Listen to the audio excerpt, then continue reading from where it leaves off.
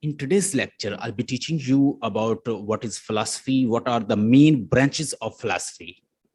Since our, our education, in education, in psychology, in other fields, philosophy is being used. They use the philosophical concept, even in linguistic or literature, or you can say other fields, psychology or other fields, anthropology. You will see the concepts of philosophy, and especially literature. You see there are some philosophical concepts. Writers, poets, and dramatists, novelists, they use this concept. For example, he talks about beauty, truth, beauty. So what kind of beauty he is idealizing and saying you? Whenever he talks about beauty, beauty is something that is permanent, because beauty is in art. Art is permanent. People come and go because they are transitory. They can be decayed, they can be finished, they can be dyed. But what about the beauty of art? It stays forever. He said the thing beauty joy is forever. It never pass into nothingness, and it stays forever. So how beauty is going to stay forever? If you are truth, if the God is a true, God is main and eternal truth. And talk about the beauty of God, it stays forever. Talk about the beauty of nature, it stays forever. Since ancient Greek, since there we get the space times, especially in this universe, in this world, we get space time. There is a beauty of the nature, and it kept on moving. It's not staying, it's not transitory, rather it is growing, moving. So beauty is forever according to John Keats. So whatever he finds that there is a beauty and it stays forever. It beautiful. It is whether it's a form of art, humans, or trees, or greenery, or streams, or flowers, or autumn, whatever and wherever he finds beauty, he idealizes. He idealizes in the form of nature because it suits the poets. Poet is having a lot of depression, anxiety, melancholy, and he is facing and suffering from all these things. Our poet, he gets escape from this world. He gets escape and he finds shelter in beauty of nature. Sometimes he idolizing autumn, sometimes he's idolizing nightingales. It's also a part of nature. So he is idolizing. He said truth, beauty, beauty, truth. And what is truth? Eternal truth. Truth of God that never shakes, that never changes. But here beauty changes. Face get wrinkled face, it gets decayed.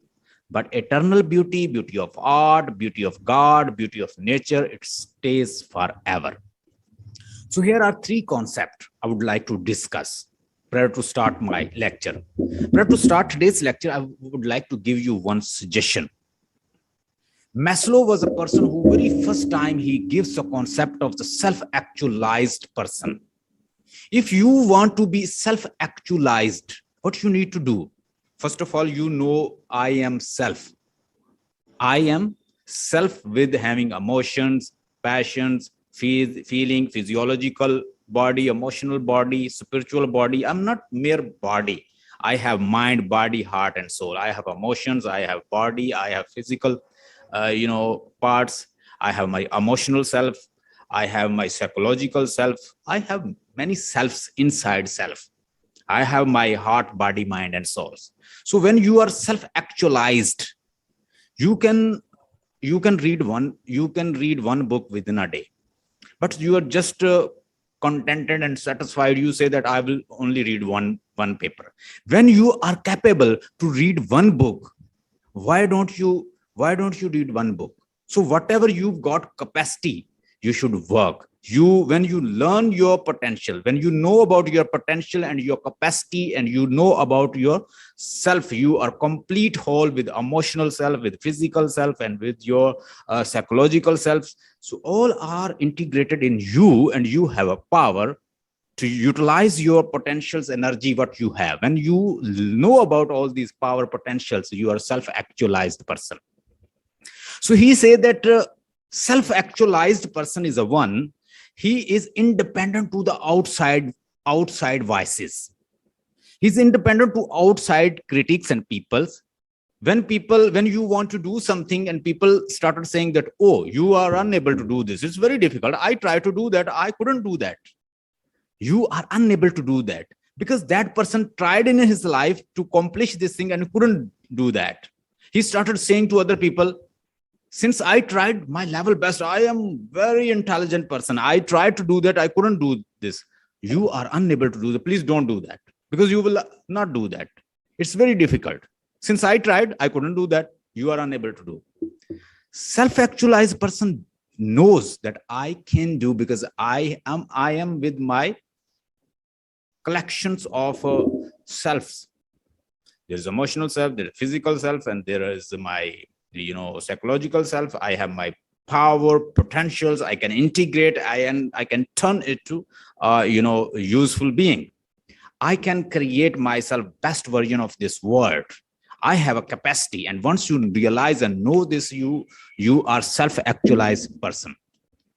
So here here this person Maslow, he was also a psychologist, he suggested that you must be self-actualized. When you are ready to do this thing and you are actualized, you will do whatever you want. Further, there's a Buddhist quote, when student is ready, teacher appears. It means when you are ready to acquire and learn anything, you will be learning from every phenomena in this world. So whatever phenomena you see, whatever in nature you see, whatever within yourself you see, you are learning. As student gets ready, everything appears. Teacher appears in front of him.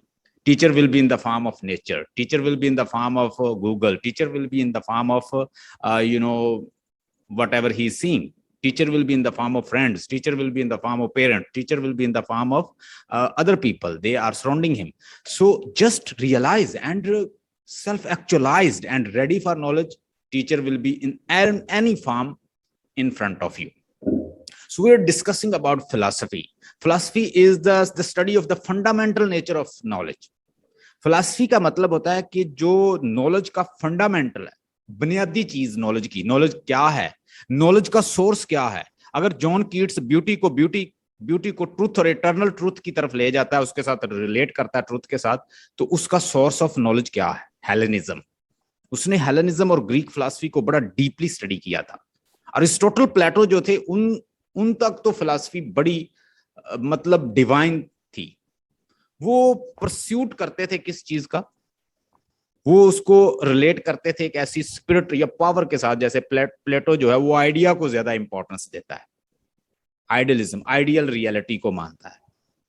ये reality को वो इतनी value नहीं देता था जिसको हम समझते हैं. तो उस वक्त फिलॉसफी पे बहुत ज्यादा वर्क हो रहा था. उन्होंने बहुत ज्यादा, उनको कहा जाता है father of philosophy. Western philosophy जिस बेस पे खड़ी है उसका नाम ही अरिस्टोटल, प्लेटो है. दो मेन फलसफे, दुनिया का जो भी फलसफा आप ब्रेक डाउन करोगे वो दो फिलॉसफीज के सामने खड़ा हो जाएगा, आइडियलिज्म और रियलिज्म के साथ. आपके लिटरेचर के अंदर इन दोनों के बारे में डिस्कस किया जाता है. Study of the fundamental nature of knowledge, reality and existence, especially when consider as academic discipline. अच्छा, फिलॉसफी में आप देखें कि जितना भी नॉलेज है, अगर साइंस को देखें तो it is also child of philosophy. अगर आप हिस्ट्री, फिलॉसफी, एंथ्रोपोलॉजी जो भी आप देखेंगे तो वो निकला कहीं से होगा, वो फिलॉसफी से ही निकला होगा. जब आप फिलोसॉफिकल डिस्कशन करते हैं, फिलॉसफर का मतलब होता है lover of wisdom, a person who pursue wisdom, reality, being, existence. ये चीज, ये पेंसिल है तो इसकी ये बनी किससे है? इसके अंदर सब्सटेंस क्या है, इसके अंदर मटेरियल कौन सा है, इसके अंदर इंक है, इसका शेप क्या है, ये फॉर्म है, और ये लिखने के लिए इस्तेमाल होती है. कहां से बनी है? नॉलेज का सोर्स क्या है? तो मेन ब्रांचेस हैं, उनके नाम लिख लीजिए, नीचे मैं डिस्कस करूंगा. एक है अब मेटाफिजिक्स. मेटाफिजिक्स का मतलब होता है कि फंडामेंटल एग्जिस्टेंस ऑफ बीइंग. किसी चीज की रियलिटी क्या है, उसकी बीइंग क्या है, वो कौन से आइडियाज के साथ खड़ी है, किन आइडियाज के ऊपर खड़ी है कोई चीज, उसकी बीइंग क्या है, उसकी एग्जिस्टेंस क्या है, इस तरह के सवालों के जवाब जो है वो आपको मेटाफिजिक्स देती है, और ये भी फिलॉसफी की ब्रांच है। दूसरी मेन ब्रांच है, उसको कहते हैं एपिस्टेमोलॉजी। ये ग्रीक वर्ड एक एपिस्टीम है, उससे निकला है। एपिस्टीम का मतलब होता है to acquire, to learn, to get, और इसको अगर ट्रांसलेट किया जाए तो इसका मतलब बनता है नॉलेज, एपिस्टीम। एपिस्टीम से निकला है एपिस्टेमोलॉजी। एपिस्टेमोलॉजी का मतलब होता है कि किसी चीज का नॉलेज कहां खड़ा है, कि किसी चीज का सोर्स क्या है। अगर मैं एक गॉड पे बिलीव रखता हूं और उसके प्रॉफिट पे बिलीव रखता हूं, तो भाई इसका सोर्स ऑफ नॉलेज क्या है? होली कुरान, सहाबा इकराम, उनकी लाइफ, अहादीस और पूरा प्रॉफिट की लाइफ, वो मेरा सोर्स ऑफ नॉलेज है। ये मेरा एपिस्टीम बनाता है। क्या बनाता है? एपिस्टेमोलॉजी। इंसान किस सोर्स ऑफ नॉलेज के साथ बात कर रहा होता है, वो उसका एपिस्टीम होता है, उसकी एपिस्टेमोलॉजी होती है। हम क्वेश्चन कर सकते हैं कि जॉन कीट्स की एपिस्टेमोलॉजी क्या है, वो किस लेवल पे बात करता है? हेलेनिज्म पे, ग्रीक मिथोलॉजी पे, उसके साथ जो इवेंट हुए, क्रिश्चियनिटी के नॉलेज पे, ये सारा उसकी एपिस्टेमोलॉजी है। अब आपको पता चल जाएगा कि वो ट्रुथ किसको कहता है, ब्यूटी किसको कहता है। चूंकि उनके नजदीक गॉड का नाम लव है और ट्रूथ है, तो वो कहता है कि beauty truth, truth beauty, eternal beauty, जो ट्रांजिटरी नहीं होती, जो चेंज नहीं होती, जो मरती नहीं है, जो स्टे फॉर एवर रहती है। तो ब्यूटी ट्रूथ उसने उसके साथ उसको रिलेट किया है। अब आपको उसकी एपिस्टेमोलॉजी का पता चल गया है कि उसका सोर्स ऑफ नॉलेज क्या है, नॉलेज की बेस क्या है, नॉलेज के सोर्सेज कहां से आ रहे हैं। It is epistemology. No go to the third branch of philosophy, जिसको कहते हैं axiology. Axiology axiology is also a branch of philosophy. It's tell you value and valuation of something. किसी चीज की वैल्यू क्या है, क्या वैल्यू है जी इसकी? ये नजर आ रही है आपको पेंसिल, बॉल पॉइंट, क्या वैल्यू है इसकी? ये पेंसिल के साथ मैं लिख सकता हूं, मैं इसके साथ लिख सकता हूं, लेकिन एट द सेम टाइम अगर मैं किसी की आंख में मार दूं तो उसकी आंख जाया भी हो सकती है। मतलब किसी भी चीज को हम न्यूट्रल वैल्यू नहीं दे सकते। Objects, things, they don't have neutral value. Neutral, true neutral value नहीं दे सकते। एक ही चीज एक ही वक्त में दो काम के लिए इस्तेमाल होती है। एटम बम बहुत अच्छा है डिफेंस के लिए, लेकिन एट द सेम टाइम अगर हम उसे ब्लास्ट करते हैं तो वो लोगों का नुकसान भी कर सकता है। तो वैल्यू किसी चीज की और वैल्यूएशन के बारे में जब स्टडी करते हैं तो हमें एक्सियोलॉजी की जरूरत पड़ती है। उसके दो ब्रांचेस है, उसकी टू फर्दर ब्रांचेस हैं, जिसमें हम देखते हैं एस्थेटिक्स और एथिक्स। आज से काफी सालों पहले, अगर आप देखें, आज से काफी सालों पहले लोग जिन्होंने, अब देखिए किस तरह से पैराडाइम शिफ्ट की है। पैराडाइम का मतलब होता है set of beliefs, idea, thoughts और way of thinking. Set of belief, set of thoughts, ideas जो हमारे आगे बिलीव्स बनाते हैं, हमारे यकीन बनाते हैं, हमारे बॉडी से जो अमाल निकलते हैं उसकी वजह से, जो हम एक्शन करते हैं वो पैराडाइम्स की वजह से करते हैं। अब मैं अभी आपको बताता हूं कि किस तरह से पैराडाइम हमारा शिफ्ट कर दिया अंग्रेजों ने, इंग्लिश पीपल ने। जब इंग्लिश पीपल यहां पे आए थे बरसगीर में, सब कॉन्टिनेंट में, तो पहली दफा उन्होंने ताली बजाई उलमा के बैठे हुए, जिन्होंने पगड़ियां पहनी हुई थी। तो वो सारे उठ के चले गए कि हमारी बेइज्जती कर दी इन्होंने। मतलब ताली बजाना, क्लैपिंग, सब कॉन्टिनेंट में कोई रिस्पेक्टेड सिंबल नहीं थी। तो उन्होंने उसका गुस्सा किया, उलमा कराम ने, वो उठ के चले गए। लेकिन with the passage of time आप देखते हैं कि वो कौम जो अपने कल्चर के साथ खड़ी थी, एडवर्ड सईद ने कहा कि कल्चर तो इंसान की जमीन होती है जिसके ऊपर वो खड़ा होता है इंसान। अगर आप किसी से उसका कल्चर छीन लें तो वो बेचारे के पास जमीन नहीं रहती। ईरान और इस तरह के कंट्रीज जो हैं वो इसलिए सर्वाइव्ड हैं या अभी तक बचे हुए हैं क्योंकि उनका कल्चर मजबूत है। जैसा भी है, वो जोन सा बिलीव रखते हैं उसमें वो स्ट्रांग है, तो वो बचे हुए हैं। जब वो उनके कल्चर पे हमला होगा, कल्चर उनसे फिनिश हो गया, तो वो भी हार जाएंगे। अगर आप किसी कौम को जीतना चाहते हैं तो उससे उसका कल्चर छीन लो, उसकी जमीन ही छीन जाएगी, उसे पता ही नहीं होगा कि वो कौन है। हमारे यहाँ पे जिसने पगड़ी बांधी होती थी, तहमद बांधा होता था, उस अभी बहुत चेंजेस आई हैं। किसी ने पैंट शर्ट यूज करनी तो गांव के अंदर, विलेजेस के अंदर, तो उसको मतलब उस इलाके के वो जहां जहां से गुजरता, डॉग्स जो थे वो भी उसे परस्यू करते, उसे काटने की कोशिश करते। किस तरह से एनिमल्स तक का पैराडाइम उन्होंने शिफ्ट कर दिया कि अब जिसने ताहमत बांधा हो, पगड़ी बांधी हो, उसे कुत्ते जो है काटने के लिए आते हैं। और ऐसा शख्स जिसने पैंट शर्ट पहनी है, चाहे वो गांव में भी फिर रहा है, उसे उस पर कुत्ते भी नहीं भौंक रहे। ये मैंने खुद एक्सपीरियंस किया कि कभी ये दौर था कि जिसने पैंट शर्ट पहनी हो तो गांव से या इस तरह के एरिया से गुजरना तो उसको कुत्ते तक नहीं गुजरने देते थे उस इलाके। इट मीन कि उन्होंने इतनी मेहनत की कि आपके एनिमल्स तक का पैराडाइम शिफ्ट कर दिया, वो भी उनकी सेंसेस भी चेंज हो गई।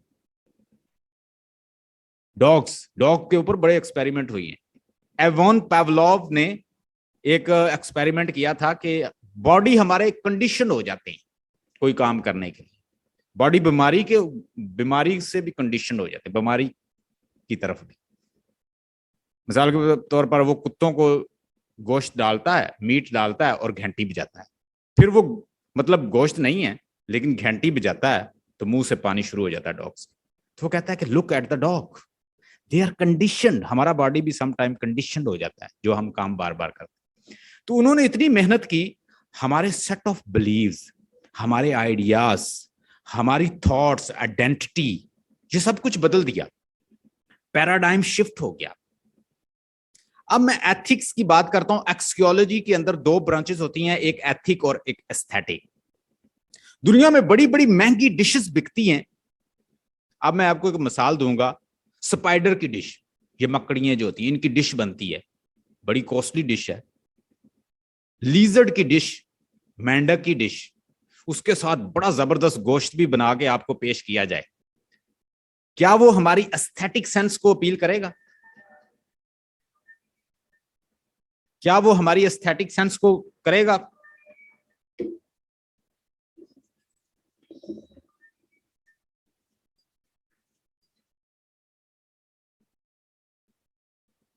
हेलो